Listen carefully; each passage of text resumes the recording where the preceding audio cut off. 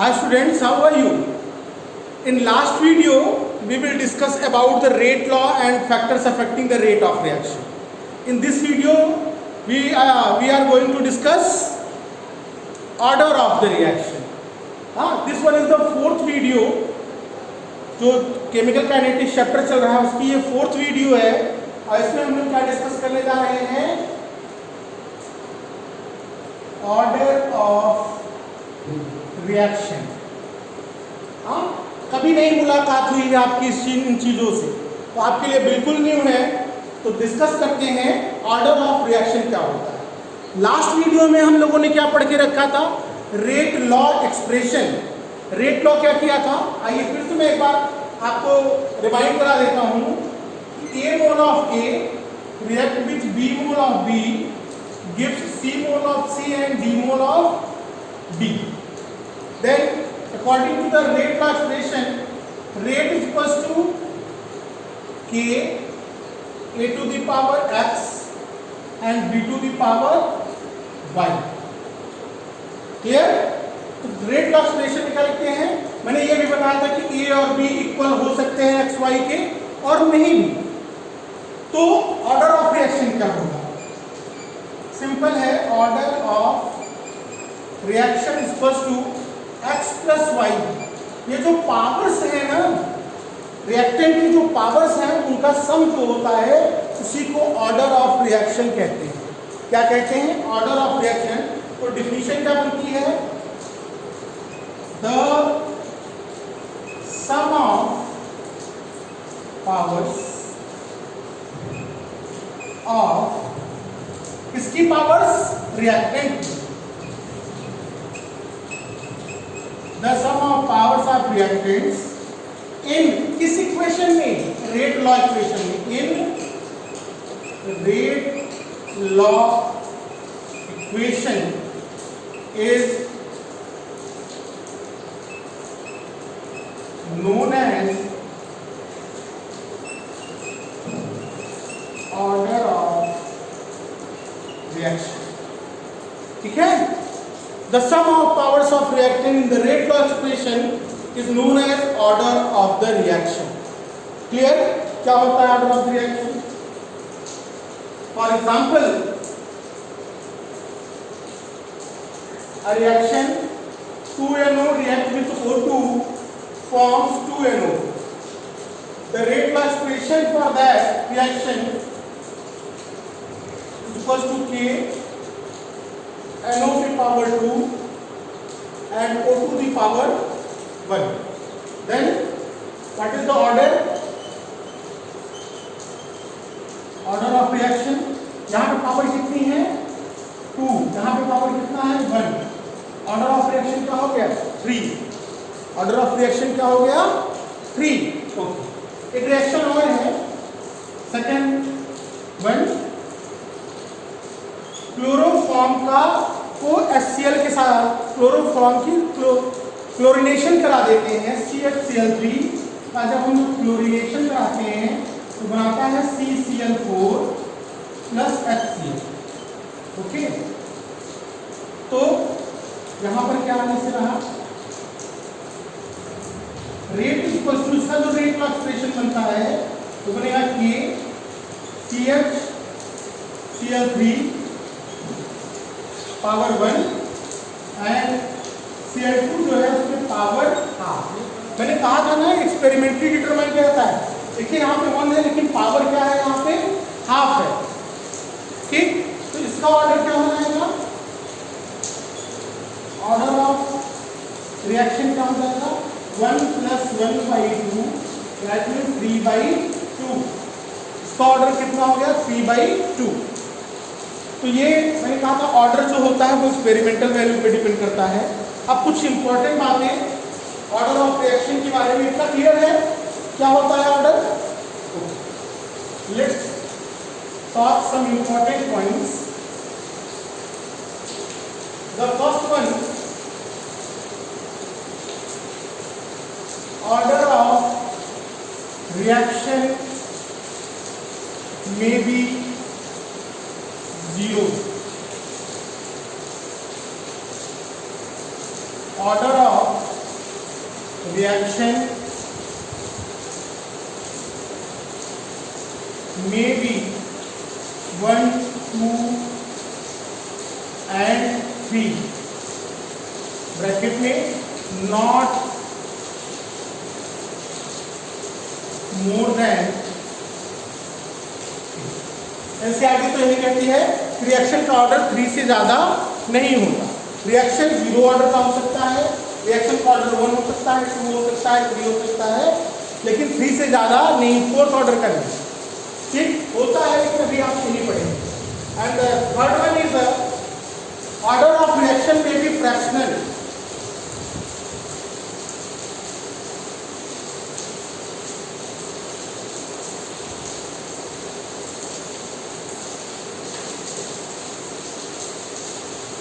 Order of reaction में be fractional. देखिए fractional order का रिएक्शन तो इस हिसाब से हमें पढ़ना है। अभी मैं टाइप्स ऑफ ऑर्डर पढ़ाऊंगा तो बताऊंगा 0 order reaction, first order reaction, second order reaction and third order reaction.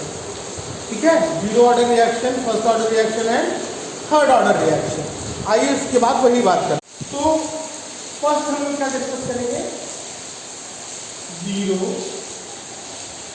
Order reaction. 0 order reaction का मतलब क्या हुआ, अगर कोई रिएक्शन है R टेंड्स टू P, मैं ये मानता हूं कि वो किस ऑर्डर का है, nth ऑर्डर का है। किस ऑर्डर का, nth। उसके लिए रेट क्या हो जाएगी, rate equal to K R के पावर n। ये nth ऑर्डर के रिएक्शन के लिए ना। तो फॉर 0 ऑर्डर क्या हो जाएगा, फॉर 0 ऑर्डर क्या होगा, n इक्वल टू 0, n की वैल्यू क्या होगी 0, तो रेट क्या हो जाएगा कि किसी की पावर 0 होगी उसकी वैल्यू 1। तो 0 ऑर्डर के रिएक्शन के लिए क्या होता है, rate equals to K, that is those reactions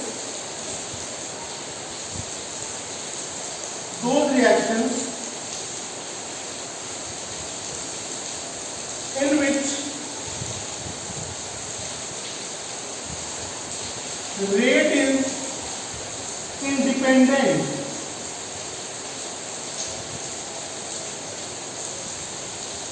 of concentration of reactant is known as 0 order reaction। ऐसा रिएक्शन जिसमें रिएक्शन की रेट कंसंट्रेशन पे डिपेंड नहीं करती है उसको हम लोग क्या कहते हैं, 0 ऑर्डर के रिएक्शन कहते हैं। एक बात आप जान के रखिएगा, बहुत ही इंपॉर्टेंट है आपके लिए, कि अगर किसी रिएक्शन में कैटालिस्ट यूज कर दिया गया ना, तो जितने भी कैटेलाइज्ड रिएक्शन हैं वो क्या है, 0 ऑर्डर के रिएक्शन है। कैसे रिएक्शन,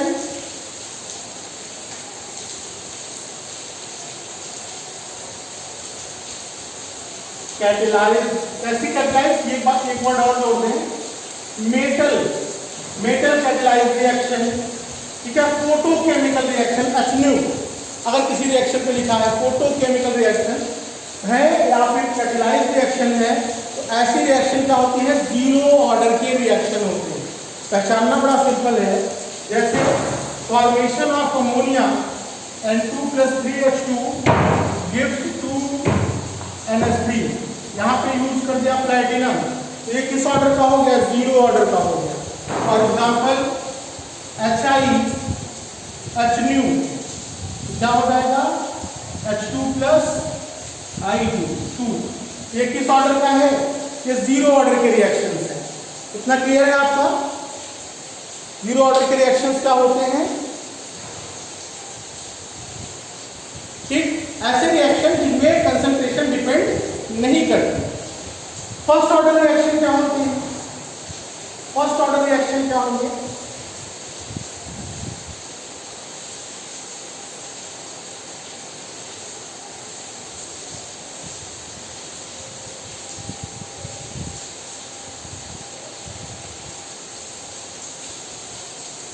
तो फॉर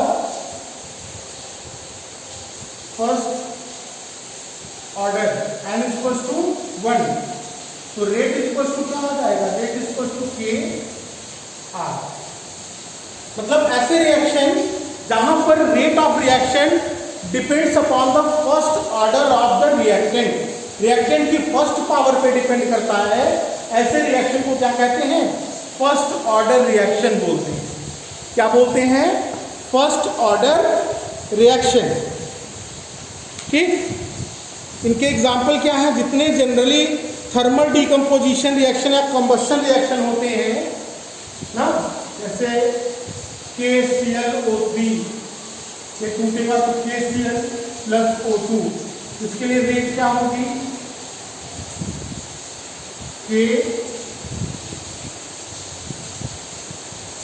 KClO3। ऐसे रिएक्शंस क्या हैं आपके? फर्स्ट ऑर्डर के रिएक्शन होते हैं।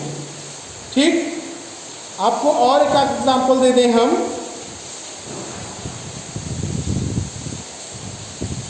NH4NO2 जब ब्रेक होता है तो क्या बनता है? Na plus H2O। ये भी किस ऑर्डर का होता है?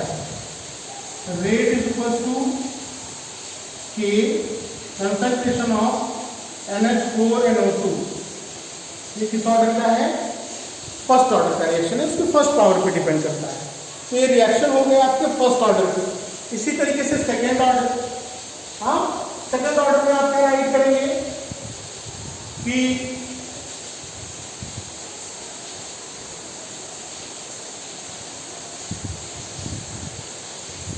तो रेट इक्वल्स टू क्या हो जाएगा?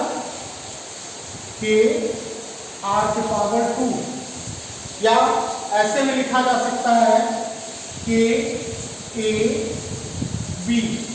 यहाँ पे पावर 1 जिसमें कुछ नहीं लिखा था, पावर 1 होती है, इसको ऐड कर दीजिए तो पावर कितनी हो जाएगी? 2। तो यहाँ पर क्या है? सेकेंड ऑर्डर रिएक्शन है। ठीक, तो आप डिफिनीशन क्या बोलेंगे इनकी? कि ऐसे रिएक्शन जिनमें rate of the reaction depends upon the second power of the reaction. For example 2HI gives H2 plus I2। तो रेट क्या हो किसके लिए? कि HI के पावर 2 आता है, ये सेकेंड ऑर्डर का रिएक्शन होगा। इसी तरीके से आपका होता है third order.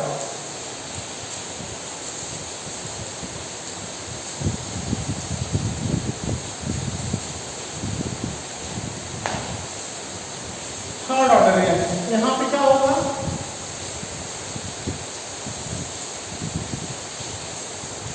R to the power 3, जो थर्ड पावर पे डिपेंड करता है उसको क्या बोलेंगे? थर्ड ऑर्डर रिएक्शन बोलेंगे। ठीक, थर्ड ऑर्डर रिएक्शन का एग्जांपल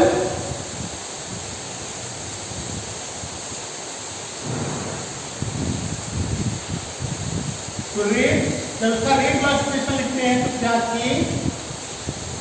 NO2 पे पावर 2 O2।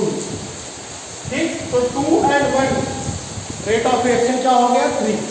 तो ये याद रखिएगा, इनके कुछ एग्जाम्पल्स आप खुद से भी सर्च करिए और उनके बारे में जानिए। तो reaction 0 order, first order, second order, और एक फ्रैक्शनल ऑर्डर मैंने अभी एग्जाम्पल में भी आपको बताया था। इसी के साथ एक एग्जाम्पल दिया था, बताया था मैंने कि रिएक्शन फ्रैक्शनल ऑर्डर के भी होते हैं, लेकिन ऑर्डर आपको मोर देन 3 नहीं बताना है। अब अगला जो टॉपिक हम आपसे डिस्कस करेंगे वो है मॉलिक्युलरिटी ऑफ द रिएक्शन। क्या है मॉलिक्युलरिटी ऑफ द रिएक्शन? क्या है होता है? तो मॉलिक्युलरिटी ऑफ द रिएक्शन क्या होता है उसको जानने से पहले एक मजेदार बात जाननी है, टाइप ऑफ रिएक्शन। कहेंगे सर टाइप ऑफ रिएक्शन तो आपने स्टार्टिंग में पढ़ा दिया था, आप फिर से टाइप ऑफ रिएक्शन बोल रहे हैं। जी हाँ, मैं फिर से टाइप ऑफ रिएक्शन बोल रहा हूँ। इस बार मैं उस बेसिस पे बात करूँगा। पहले टाइम में मैंने फर्स्ट टाइम जब बात की थी तो मैंने किस बेसिस पे बात की थी? मैंने कहा था कि किस स्पीड से हो रहा है रिएक्शन, रेट की बेसिस पे बात की थी। यहाँ पर हम बात करेंगे किसी रिएक्शन में कितने स्टेप इन्वॉल्व होते हैं। तो किसी रिएक्शन में कितने स्टेप इन्वॉल्व होते हैं उस बेसिस पे रिएक्शन 2 टाइप्स के होते हैं। कौन कौन से? On the basis of number of steps involve in the reaction are 2 types. The first one is the elementary reaction. The first one is the elementary reaction.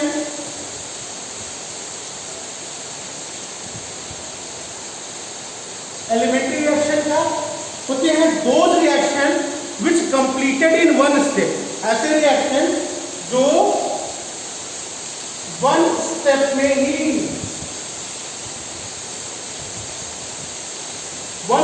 He complete हो जाते हैं, उनको हम लोग एलिमेंट्री रिएक्शन कहते हैं।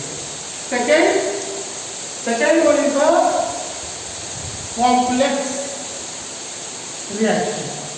Complex reaction those reactions which take place in more than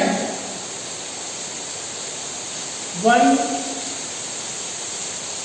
step। ऐसे reaction जो मोर देन वन स्टेप में कंप्लीट होते हैं उनको क्या कहते हैं? Complex reaction. इन दोनों का मैं एक सिंपल सा आपको एग्जाम्पल बताता हूं। आप लोगों ने ऑर्गेनिक में हेलोजन में पढ़ा है SN1 and SN2 reaction. SN1 and SN2 reaction, इसी से मुझे हेल्प मिलेगा मॉलिक्यूलरिटी भी पढ़ाने के लिए। मॉलिक्यूलरिटी क्या होती है वो भी मैं इसी के साथ बताऊंगा। तो इसका एग्जाम्पल है SN2 रिएक्शन, इसका एग्जाम्पल है SN1 रिएक्शन। SN2 रिएक्शन क्या होता है? प्राइमरी एल्किल हैलाइड होता था। क्या होता था? प्राइमरी एल्किल हैलाइड, जिसमें एक न्यूक्लियोफाइल आप KOH एक्वस यूज करते थे, उसके साथ जब रिएक्ट कराते थे तो क्या बनता था ये? ठीक, ये रिएक्शन क्या होता है? वन स्टेप में कंप्लीट होता है ना। कैसे? इसमें एक ट्रांजिशन स्टेट बनती है। क्या बनती है? ट्रांजिशन स्टेट, जिसमें attack of nucleophile back side से होता है। Formation of bond and breaking of bond दोनों एक साथ ही होते हैं। तो बनाता क्या है ये? C dot dot dot H C dot dot dot ये फॉर्मेशन, ये बॉन्ड ब्रेक हो रहा है, ये बॉन्ड फॉर्म हो रहा है। इसको हम ट्रांजिशन स्टेट कहते हैं। इसको हम स्टेप में काउंट नहीं करते, ये ट्रांजिशन स्टेट है। फर्दर क्या होता है? X निकल जाता है। फर्दर क्या होता है? X निकल जाता है और ये OH जुड़ जाता है। ठीक, तो ये क्या हुआ आपका SN1 रिएक्शन। और SN2 रिएक्शन ये क्या है? एक स्टेप में कंप्लीट हो रहा है, इसलिए इसको एलिमेंट्री रिएक्शन। कॉम्प्लेक्स रिएक्शन क्या होते हैं? तो एग्जांपल है जब टर्शियरी एल्किल हैलाइड, कौन सी? टर्शियरी एल्किल हैलाइड को जब एक्वस KOH के साथ ट्रीट करते हैं तो क्या बनता है? बनाता है C टर्शियरी एल्कोहल का फॉर्मेशन करता है। याद है ना आप लोगों को? टर्शियरी एल्कोहल का इसका मैकेनिज्म क्या होता है? स्टेप फर्स्ट क्या होता है? Formation of carbocation.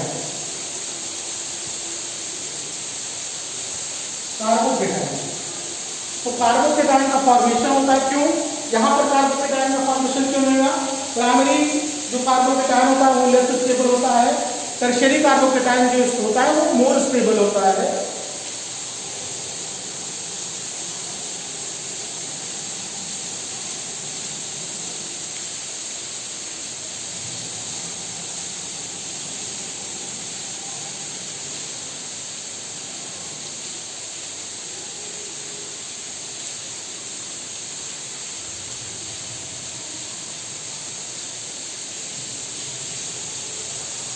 ये स्टेप होता है स्लो। स्टेप सेकंड में क्या होगा? Attack of nucleophile.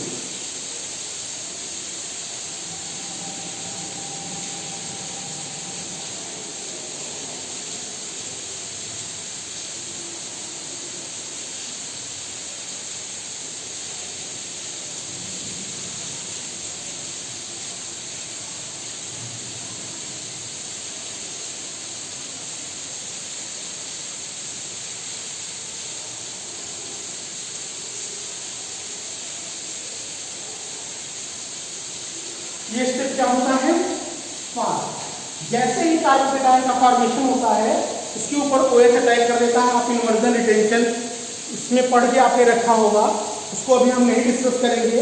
हमें तो बस कल अपना मकसद आप करना है और मेरा मकसद है कि आपको एलिमेंट्री और कॉम्प्लेक्स रिएक्शन समझाना।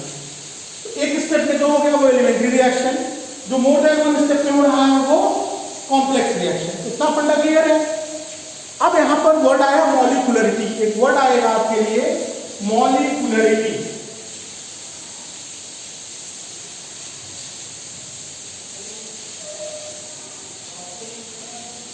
मॉलिक्यूलरिटी क्या होता है, ठीक है, किसी भी रिएक्शन की रेट डिटरमाइनिंग स्टेप, किसी भी रिएक्शन की रेट डिटरमाइनिंग स्टेप में कितनी स्पीशीज साइमल्टेनियसली कोलाइड करती हैं उसी को मॉलिक्यूलरिटी ऑफ द रिएक्शन कहा जाता है। ठीक, तो आप क्या कहेंगे, the number of species that simultaneously collide in the rate determining step of the reaction is known as molecularity of the reaction. What is the rate determining step, किसी reaction की जो स्लोअर स्टेप होती है उसको क्या बोलते हैं, rate determining step बोलते हैं। ठीक है, रिएक्शन की जो स्लोअर स्टेप होती है उसको क्या बोलते हैं, रेट डिटरमाइनिंग स्टेप। ठीक, ये भी स्लो ही होता है। तो देखिए यहाँ पे 2 लिखा हुआ है, यहाँ पे 1, इसका मतलब क्या है, सब्स्टिट्यूशन न्यूक्लियोफिलिक बाइमॉलिक्यूलर, बाई मींस 2, ये क्या है, बाइमॉलिक्यूलर रिएक्शन है। इसका मतलब इस रिएक्शन की मॉलिक्यूलरिटी कितनी है, 2। क्यों, क्योंकि ये जो स्लो स्टेप है इसमें एक स्पीशीज ये और दूसरी ये 2 स्पीशीज एक साथ कोलाइड कर रही थी, इसलिए उसको हम लोग क्या बोलेंगे, बाइमॉलिक्यूलर रिएक्शन। इस रिएक्शन में 2 स्टेप है, एक स्लो है, एक फास्ट है। स्लोअर स्टेप में कितनी स्पीशीज हैं, कितने मॉलिक्यूल हैं, एक ही, इसलिए इसको क्या बोलेंगे, यूनिमॉलिक्यूलर। यहाँ पे 1 का मतलब क्या है, यूनिमॉलिक्यूलर। तो ये होती है मॉलिक्यूलरिटी, किसी रिएक्शन की जो रेट डिटरमाइनिंग स्टेप होती है उसको बोलते हैं मॉलिक्यूलरिटी ऑफ द रिएक्शन। इसके ऊपर क्वेश्चन आते हैं, एक रिएक्शन मैकेनिज्म दे देगा, इसमें स्लो लिख देगा, इसमें फास्ट, कहेगा रिएक्शन की मॉलिक्यूलरिटी बताइए। तो स्लोअर स्टेप में जितने आपके वो लिखे रहेंगे स्पीशीज, उनको आप काउंट करिए, बता दीजिए कि मॉलिक्यूलरिटी इतनी है। क्लियर है इतना फंडा। तो किसी रिएक्शन की जो मॉलिक्यूलरिटी है, मॉलिक्यूलरिटी नेवर बी 0, किसी रिएक्शन की भी मॉलिक्यूलरिटी नेवर बी 0, मॉलिक्यूलरिटी 0 नहीं हो सकती। क्यों, क्योंकि कोई स्पीशीज रहेगी, कोई मॉलिक्यूल रहेगा, तभी तो वो प्रोडक्ट में कन्वर्ट होगा। अगर कोई है ही नहीं तो रिएक्शन कहाँ हो रहा है। तो molecularity never be 0, molecularity never be fractional,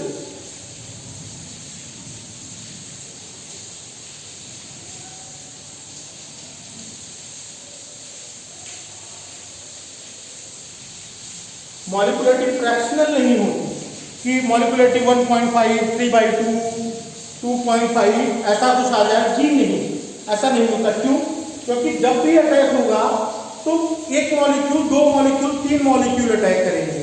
ऐसा नहीं होगा सर कि 1.5 मॉलिक्यूल एक पूरा कर रहा है, दूसरा हाफ कर रहा है, ऐसा नहीं होगा। इसलिए मॉलिक्यूलरिटी कभी फ्रैक्शनल नहीं होगी। And third one, molecularity never be greater than 3। अभी आपको जो पढ़ना है उसको पढ़ना है कि मॉलिक्यूलरिटी 3 से ज़्यादा नहीं होगी। बहुत से ऐसे रिएक्शन होंगे जिनको देख के आपको लगेगा कि मॉलिक्यूलरिटी 10 है, लेकिन नहीं। जब उनका हम लोग मैकेनिज्म करने लगते हैं तो मैकेनिज्म में देखेंगे जो rate determining step, slower step होगी, उसमें क्या होगा, उनकी मॉलिक्यूलरिटी 3 से ज़्यादा नहीं होगी।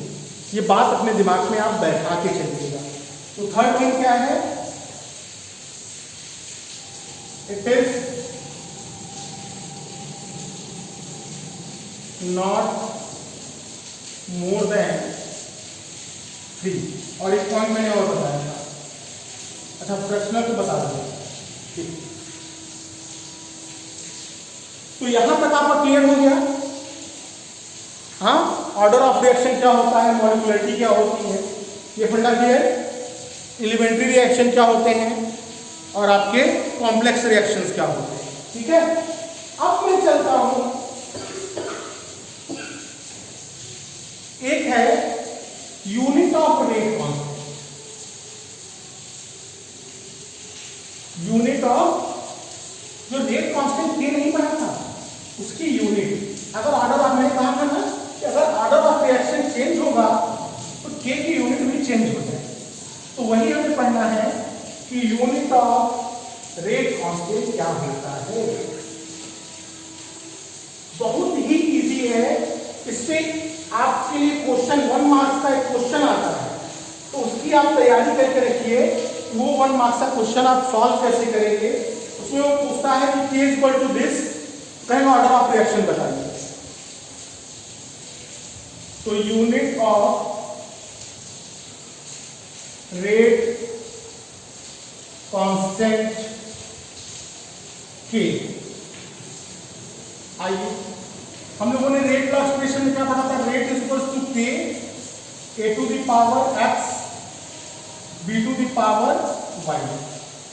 ठीक, हम ये मान लेते हैं X plus Y is equal to N। Reaction क्या है, nth ऑर्डर का है, तो मैं क्या लिख सकता हूं, K is equal to rate upon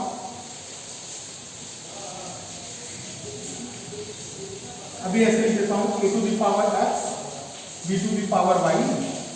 बाद में रेट में क्या था, कंसंट्रेशन अपॉन टाइम, ये मैंने लिखा concentration upon time whole upon, ये क्या है कंसंट्रेशन, ये भी कंसंट्रेशन, ये भी कंसंट्रेशन, तो पावर क्या आएगा x plus Y. X plus Y को मैंने क्या मान लिया है n, तो मैं क्या लिखूंगा concentration upon time into concentration power n। Further इसको जब मैं सिंप्लीफाई करूंगा तो क्या आएगा, कंसंट्रेशन पे पावर 1 माइनस n। जब ये ऊपर जाएगा तो इसकी पावर क्या होगी, माइनस हो जाएगी अपॉन टाइम। कंसंट्रेशन की यूनिट क्या होती है, मोल पर लीटर। यहां पे जो हम कंसंट्रेशन लेते हैं किसमें लेते हैं, मोल पर लीटर। तो मोल पर litre power 1 minus n, time ऊपर चला गया तो टाइम इनवर्स, तो क्या हो गया, मोल की पावर 1 माइनस n, लीटर के पावर n माइनस 1, माइनस था तो मल्टीप्लाई हुआ तो चेंज हो गया। और टाइम अगर वो सेकंड में है तो सेकंड इनवर्स। ये आ गया आपका general formula for unit of के। क्या आ गया, general formula for unit of के। ठीक, आइए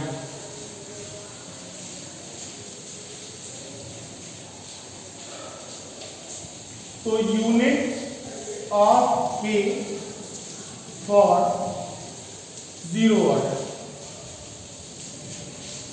जीरो ऑर्डर के लिए के की यूनिट, तो जीरो ऑर्डर के लिए n की वैल्यू 0, n की वैल्यू यहां पे 0 रखिए, तो k इक्वल टू क्या आएगा, mole litre inverse second inverse. तो जीरो ऑर्डर रिएक्शन में k की यूनिट और रेट जो होता है, रेट ऑफ द रिएक्शन, दोनों की यूनिट सेम होती है। क्वेश्चन आता है कि वो कौन सा ऑर्डर का रिएक्शन है जिसमें रेट कांस्टेंट और रेट दोनों की यूनिट क्या होती है, सेम होती है। तो वो कौन है, जीरो ऑर्डर का रिएक्शन है। For first order